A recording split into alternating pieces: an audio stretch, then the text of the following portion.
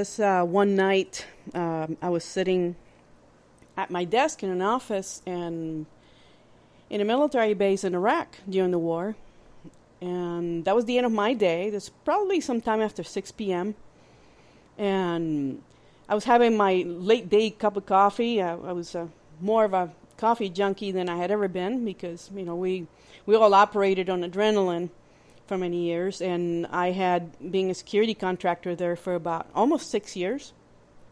Until basically they were kicking us out during the troop withdrawal. We were kind of, phasing out slowly. But that pullout was not happening at that time yet. And like I said, I was finishing my day, and the other expats that worked with me, they had already gone to the rooms, to enjoy their evening, and everything is quiet. And I got this phone call from a woman I'd never heard of, and she spoke to me in Spanish, and she said, I'd introduce herself. She said she was the girlfriend of a family member that's close to me, and I kind of smiled to myself, a silent chuckle, like, oh, she's the one, because he's had so many relationships, kind of a ladies' man basically. But she sounded very nice, but I found the call to be strange because I had never heard of her, like I said, and I had no idea why she would have my number in Iraq.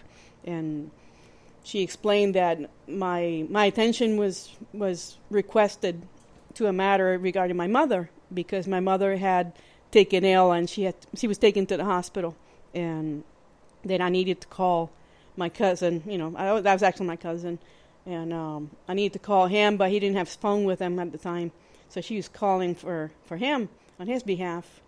And that was kind of like the beginning of a downward spiral for me, because things had to happen very quickly.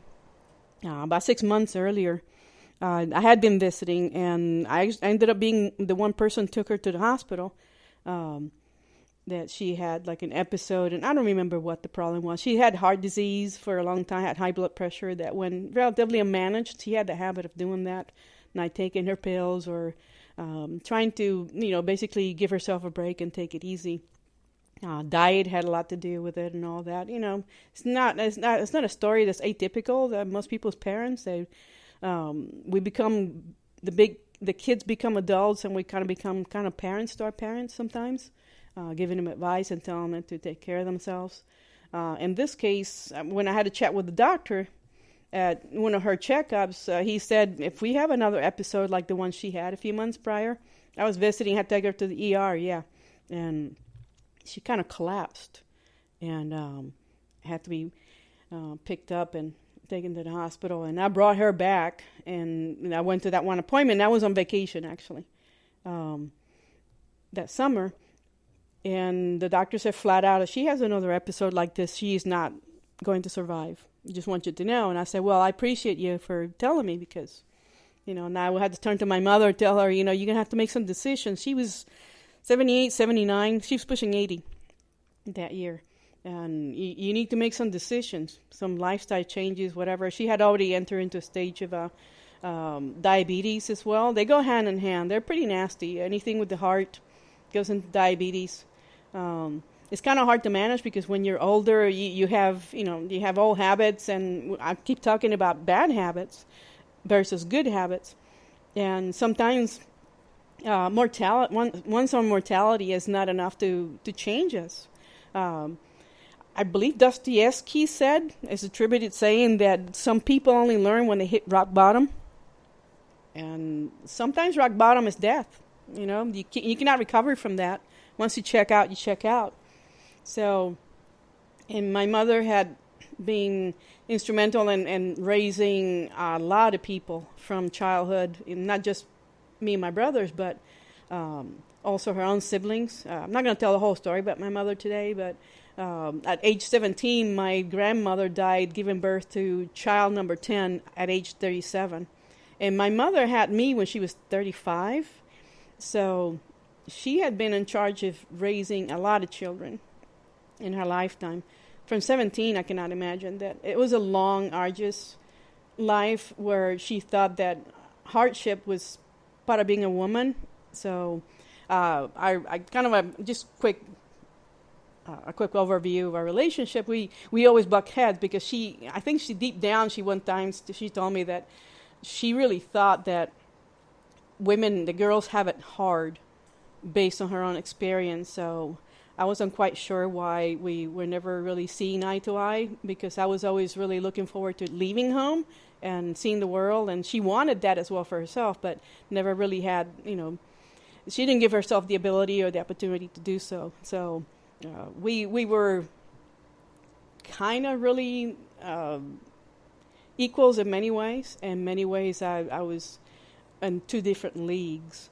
And so, at times we didn't get along. But one thing that I would have to say that when people perceive you're strong, they're going to come to you for help. It's either an aura, something you exude. I don't know what it is.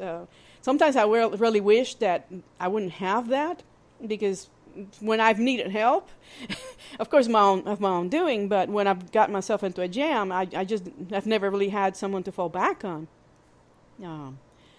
And it's a little lonely, but yeah, with leadership is kind of lonely at the top, isn't it? And so just like the people who heal others, who heals the healers?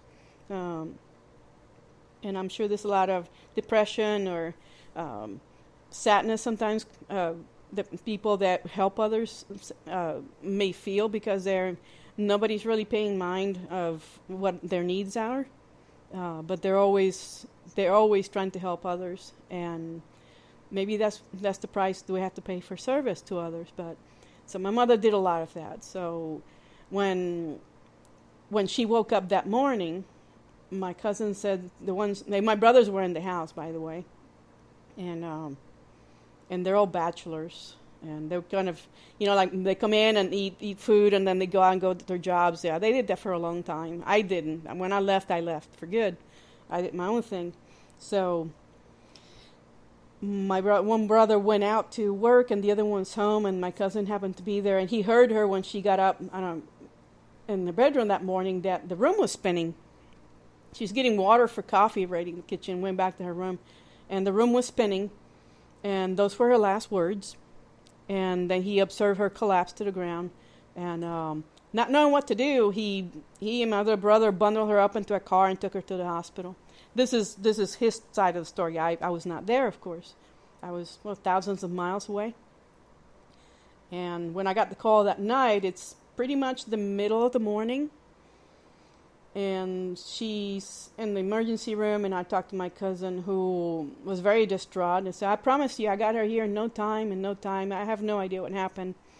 That she died in my arms." And to me, I could take those words easily. Probably a massive heart attack dropped her, and I could accept that, given her medical history. She was pretty type A too, so we tend to push really hard. And so he's crying, and I can't take people when they're crying. I cannot communicate with you. Sorry. Cry first and then talk to me. So I told him, just put the doctor on the phone. I want to know information, good information. Because sometimes we rush to make decisions, like, do I really need to be there? Or is this one of those times where, I really need, the full family needs to be there? And so I was waiting for that information. The doctor got on the phone, explained to me that she had indeed had a cardiac episode, and it was pretty massive. And they were doing CPR on her, and I could actually hear the sounds of the ERs. Having worked in the ER myself many times in the military, I recognized sounds of machines and all of that, and he can only give me so much information, and so he said, "Well, I got to put your family member back on the phone because your mother is convulsing, so we need to tend to that." To this day, I still don't have the whole picture, but I knew that I probably had to get myself home. And one thing was that the family had no idea how to get someone from a combat zone home. And I just usually probably heard that military people or contractors, we had to call the Red Cross.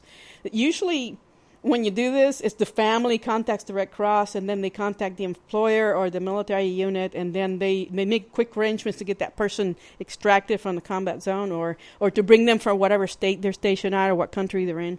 And I had to do all on the above because there was no one who had the knowledge, and actually not even the emotional state to actually pick up the phone and do that.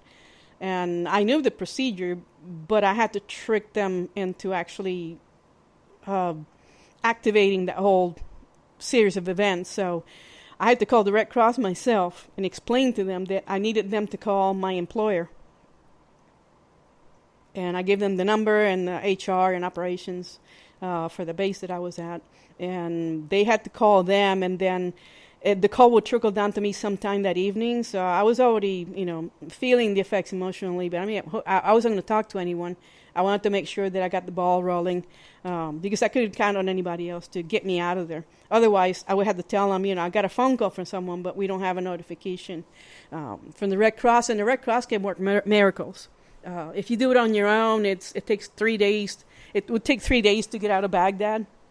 If I put in for emergency leave, which they would have approved, but it's always faster when you get the American Red Cross involved. And so they're an amazing organization, but you have to activate it. And I don't know how I pulled it off. I had to do everything myself.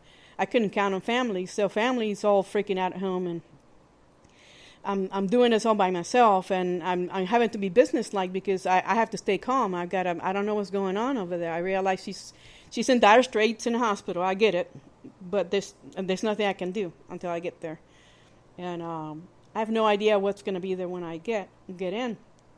And I managed to get the American Red Cross to contact the employer overseas where I was at, and then the notification from operations trickled down to me sometime after midnight.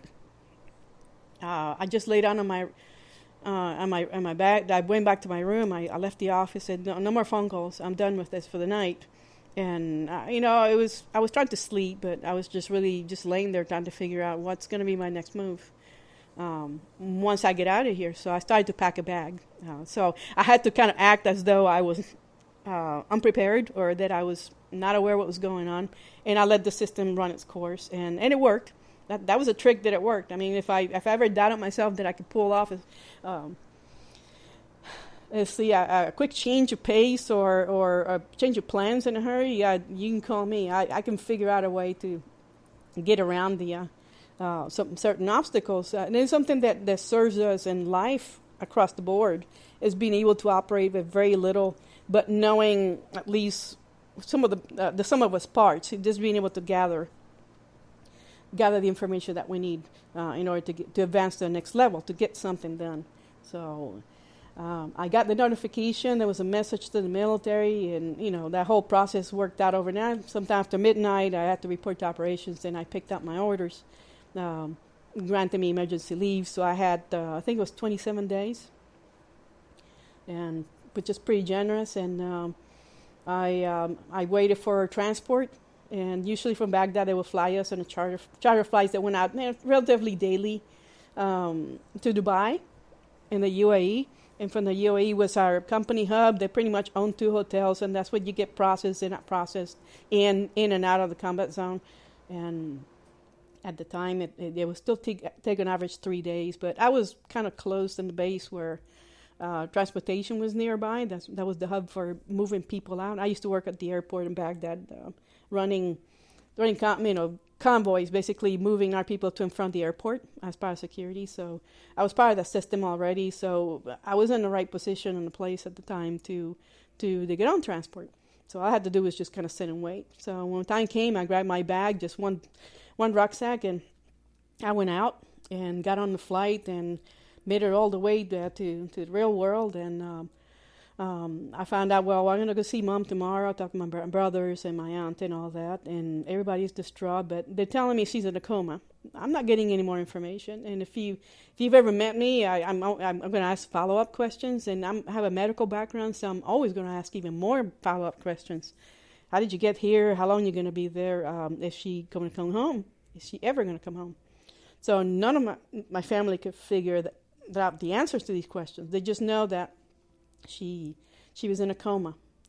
So I said, well, that's unacceptable. I need to know. So tomorrow morning, you need to get me to this hospital, and I want to find out what's going on. And I did.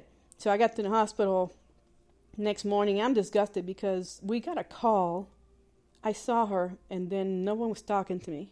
And yeah, she not used to seeing your own mother in a coma and an ICU. It is what it is. I had to keep my cool about that, but I'm asking questions. Why? Okay, what happened? Tell me what's going on, and where does this lead?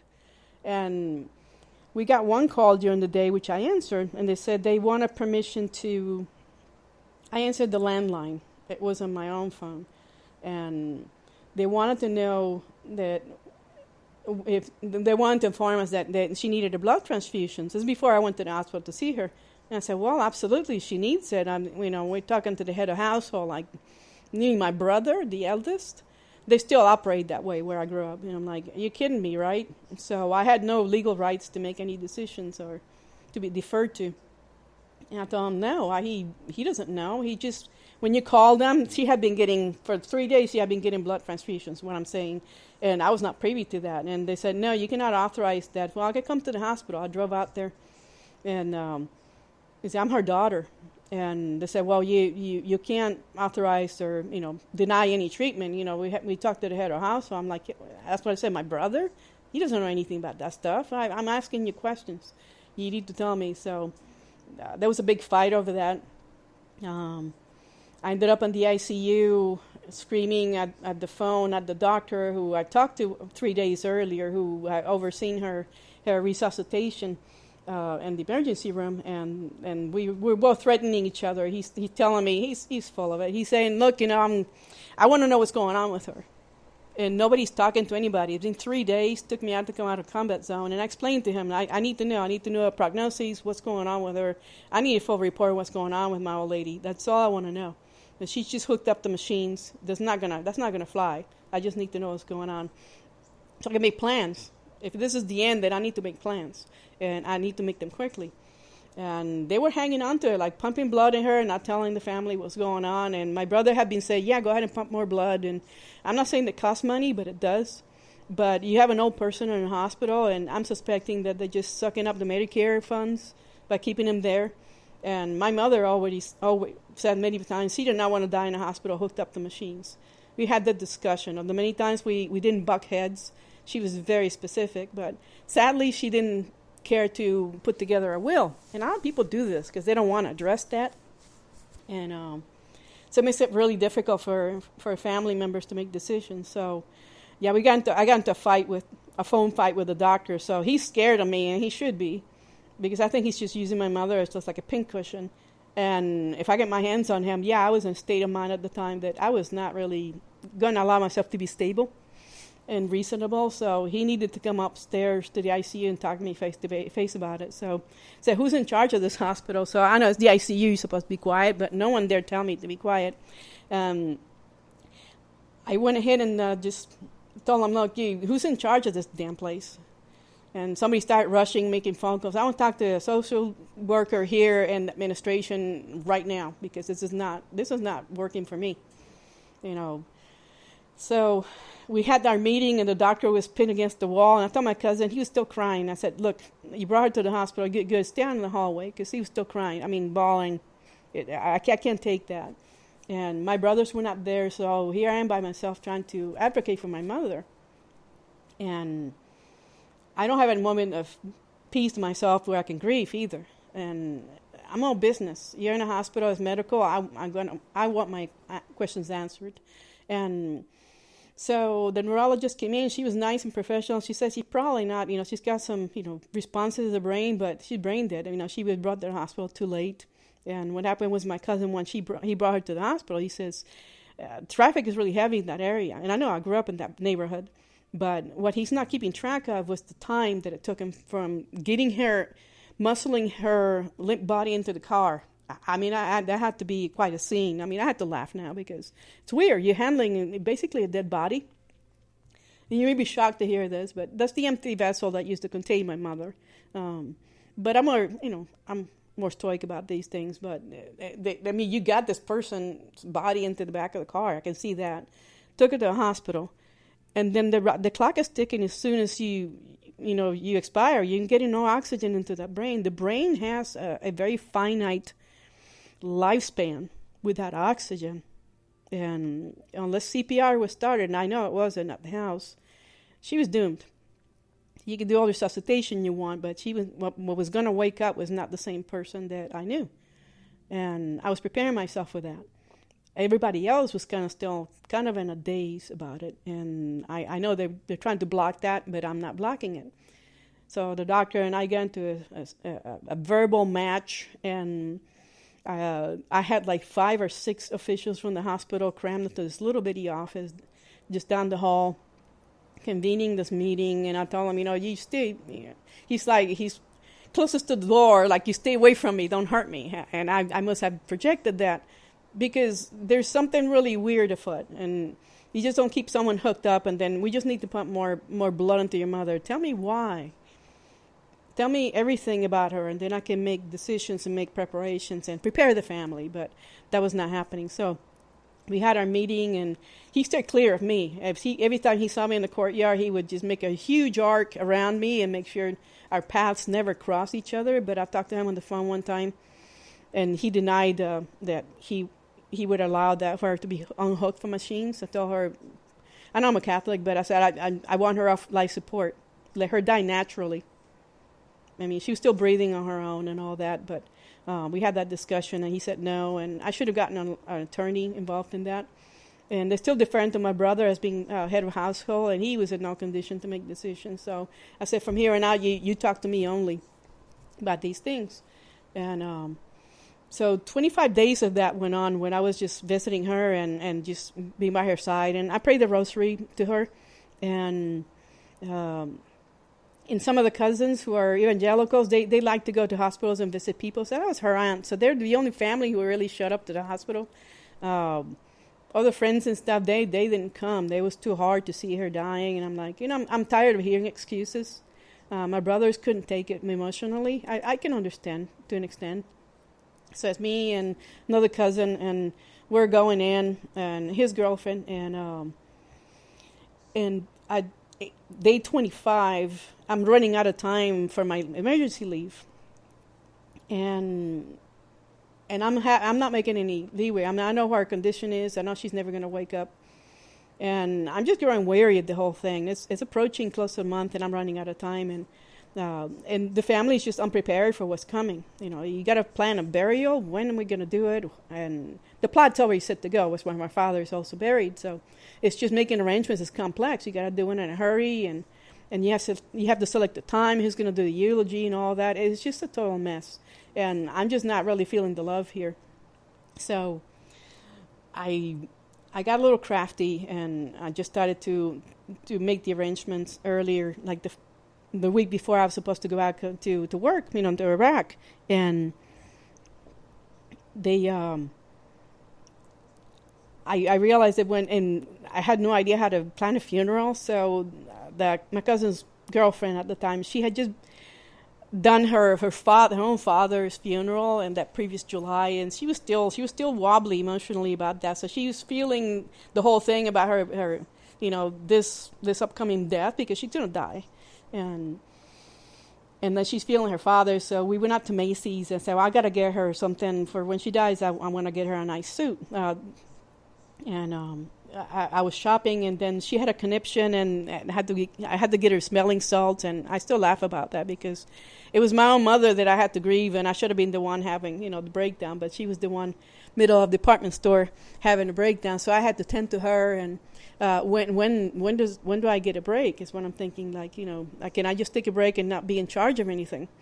And so I got a beautiful suit for her, and got the lipstick that she liked, her brand. That it was a red suit and red lipstick, her favorite color.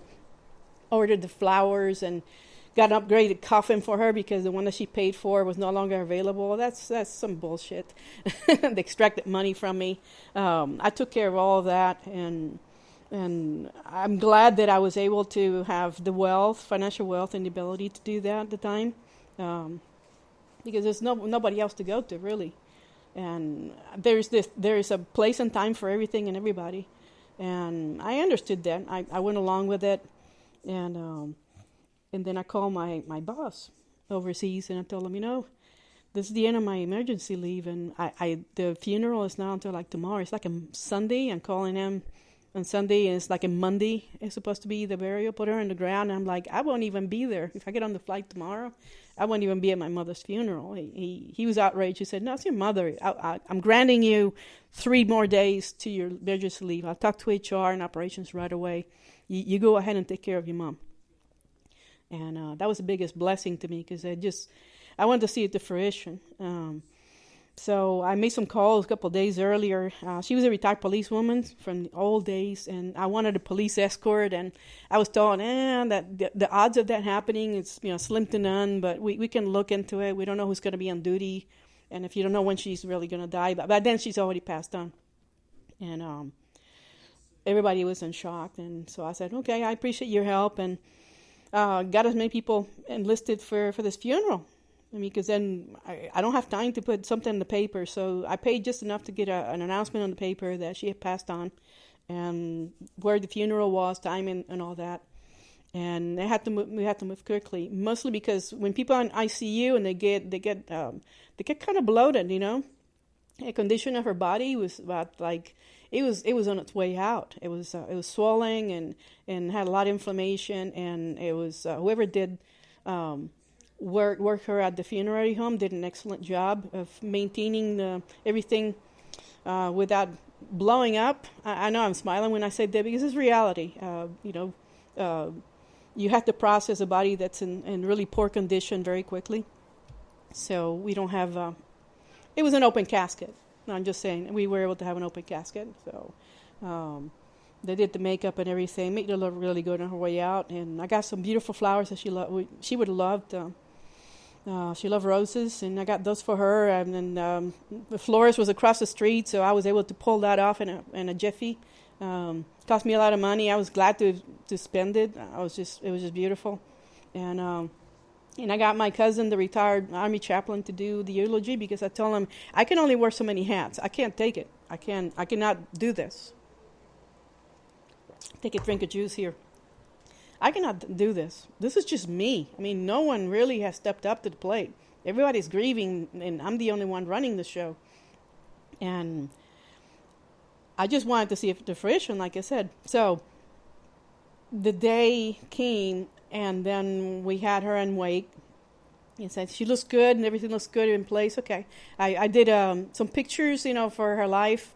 Did a really beautiful board for her, like a vision board of her life, and pictures of us, my brothers and I, and all that, in better times, and a picture of her in youth when she was younger and healthier. And this is how we want to remember her. And I pulled it off, went with the Walgreens, got some printouts. It's amazing what you can do with a computer and computer files, and got it all pulled off. And I'm like, I can take a little bit of a breath, not a very deep one. Because shit's always around the corner to hit you, And my brother had wanted to play violin for her, but he was just too distraught. He still to this day. It's been over a decade since this happened, and he tears up when I talk about my mother. And so the other brother was not going to be there at all to greet people because he just, people who we haven't seen for like 30 years, and he's not going to go out there and talk to them. Not very sociable. He's not a really outgoing guy. And at the funeral itself, the burial, he stayed in the parking lot. He stayed in his SUV. He sat there. He was crying. I hugged him. So, I love you, but I needed your help. The one time he came out was the day that she finally died. And I told him, drop what you're doing. Is it done? He said, yes. I need you to come here right now to the hospital and discharge her. It's the only thing I'm going to ask you to do. And then I'm going to start working on the funeral preparations, because that's going to be more complex. I can't do everything. And he came out, and then he spent some time alone with her, closed the curtain in ICU, and I'm sure that shock and that grief, he takes forever for him to get over. I don't know. I'm not in his shoes. I've already choked down as much as I could. That's living on a diet of 25 days of stress, and I had swollen up myself. I put on probably like 10, 15 pounds of just water weight, I think. And I was ready to roll off that wagon. I really was. So the burial was going to be, how you die sometimes is very important. And I'm recording this today, after watching Queen Elizabeth's, the whole procession is a whole day with, ceremony, pomp and circumstance, to bring her home to be buried. And you want to see the fruition. So the British got everything down to every speck of detail down to a T. And then I'm sure they have backup plans in case that first plan doesn't work. It's going to go down one way or the other. And I feel the same way.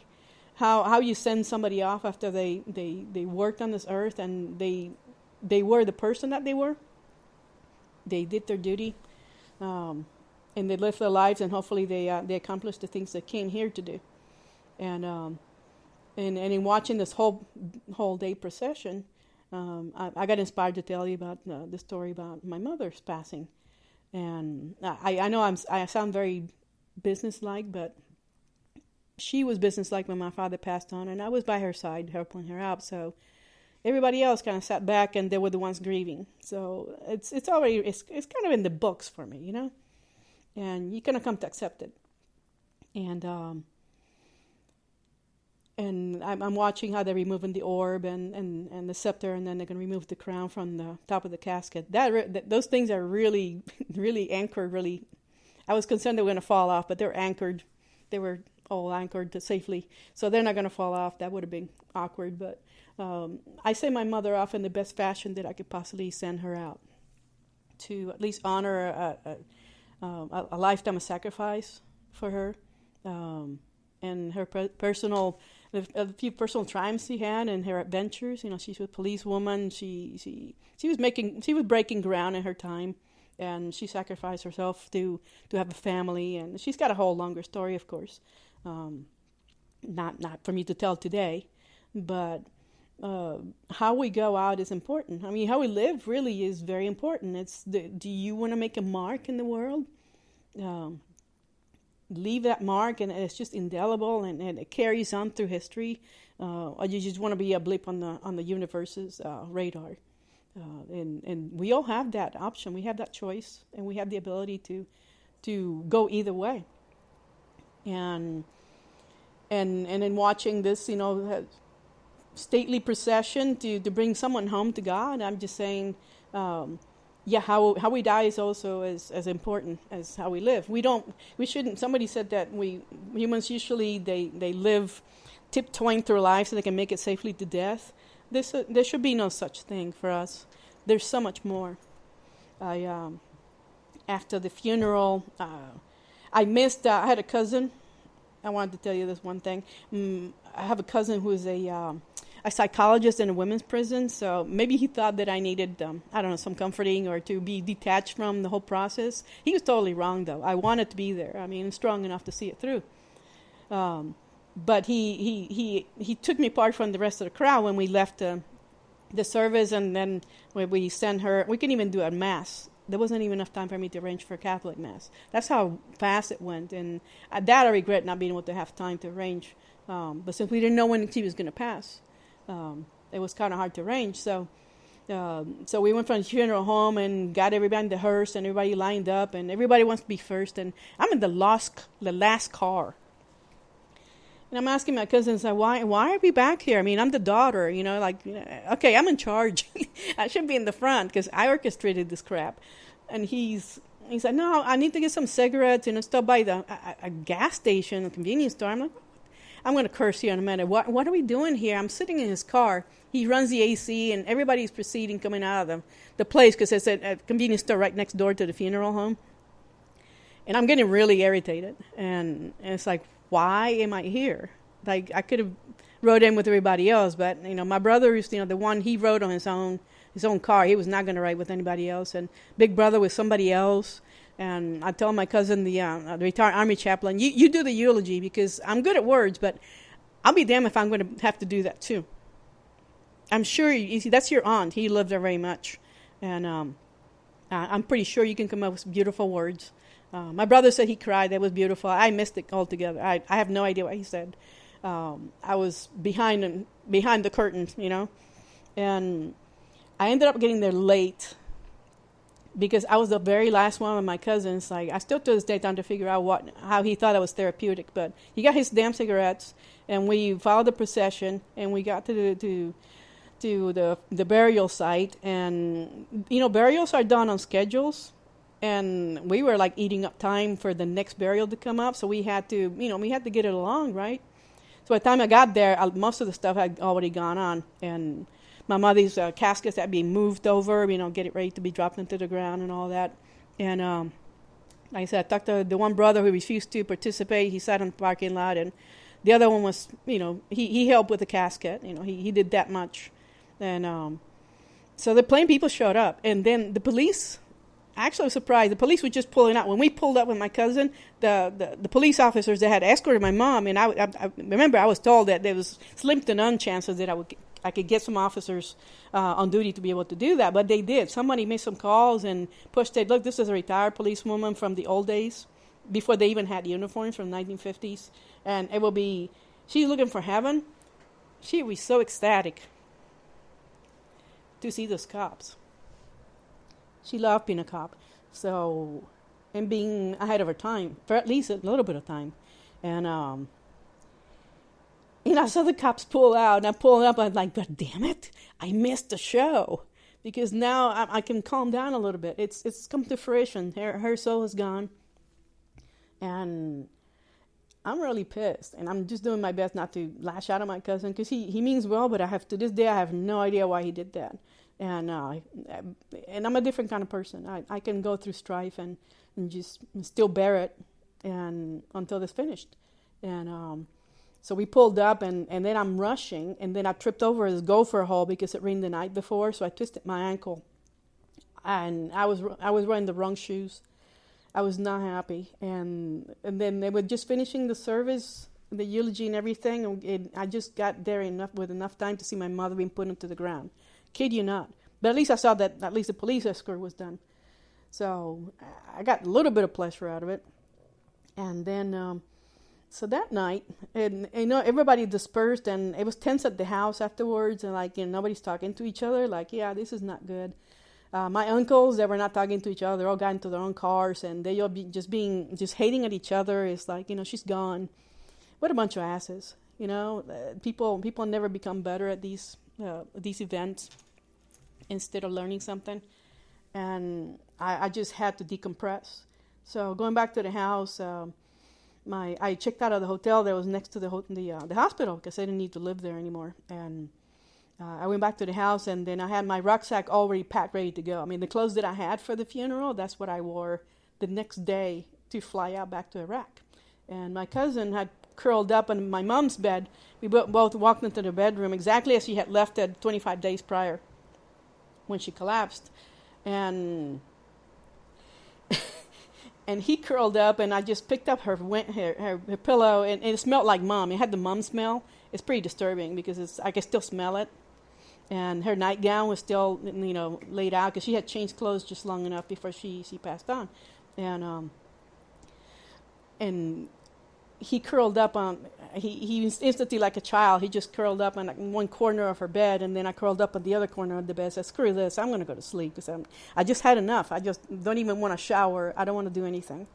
So I lay down across from him, and then I took my rucksack, and like I've done many times, I used it as a pillow. And we do that when we're military. It's just a habit. And then it just curled up, and my eyes closed. He curled up, and then he fell into a nervous sleep. He wasn't weeping anymore, but it was pretty hard on him. And I just fell into a deep sleep so quickly, it caught me off guard. And then I heard a noise, and then I got up, and I walked down the hall, out of the room, and I heard a noise, and I saw a shadow, and then I turned inside the room, and I said, Ma. And the shadow was this skinny, this emaciated, diseased, grayscale figure that had my mom's face on it.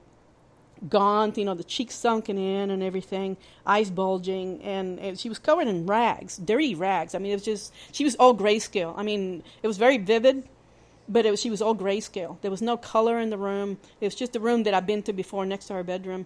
And I said, "Ma," and she did not respond, but she was staring through me, like she could see through me through time. And I was compelled to walk down a little bit more down the hall to another room. There are 3 rooms in a row in the house. And in the next room, it was brightly lit. And then there was a figure dressed in white with a long gown. And it had a plump face. And it was the color of pearls. And this person was resplendent because it was covered in jewels, everything white, diamonds and pearls, and they're all glistened in their own light. I mean, there was no window. The whole room was white, and she had her face was exactly like my mother's when she was 19, and I have a picture of her chubby cheeks. She had I looked a little bit like her to an extent, and she definitely seemed like my mother when she was younger and full youth, but there were no feet anchoring to the ground, and the gown just fell like to the entire floor. And like I said, it was lace, and there was diamonds, and everything shone from within. There was nothing shining light on them. And she was wearing a crown, and the crown was equally beautiful. And she stared through me. It looked like her, but I knew that she was nothing from this earth. And that was the last time I saw my mother, because I kind of thought, I talked to her during her coma and prayed next to her, but never got a chance to say goodbye, like we do. We want some closure. We was looking for that closure. And it was the most magnificent form of communication I have ever experienced. I didn't do it with my dad, but this was different. How she looked, it just conveyed to me that there's so much more for us, that what we do here does matter, but what we bring from whatever it is we're coming from, it is so much bigger and better and pure, that we really should pay attention to how we live. So then when we die, when we check out from this mission, whatever it is that we came down here to do, it is so much more meaningful. And I want you to take that with you tonight with a smile when you go to bed, that there's so much more for us. But it starts with knowing, and for having more compassion for ourselves when we trip and fall flat on our faces, and for others who are observing the rest of us engaging in the struggle. Because we come here for a purpose. She fulfilled hers. I saw her on the way out. I think she died well. And with that, I want to say good night. I appreciate you very much for stopping in and listening. This is In the Pursuit of Joy. It made me really joyful talking about this tonight. I hope it has a good effect on you. And I want to let you go now. I hope you have a restful night and a fantastic, glorious week. And I'll see you next episode.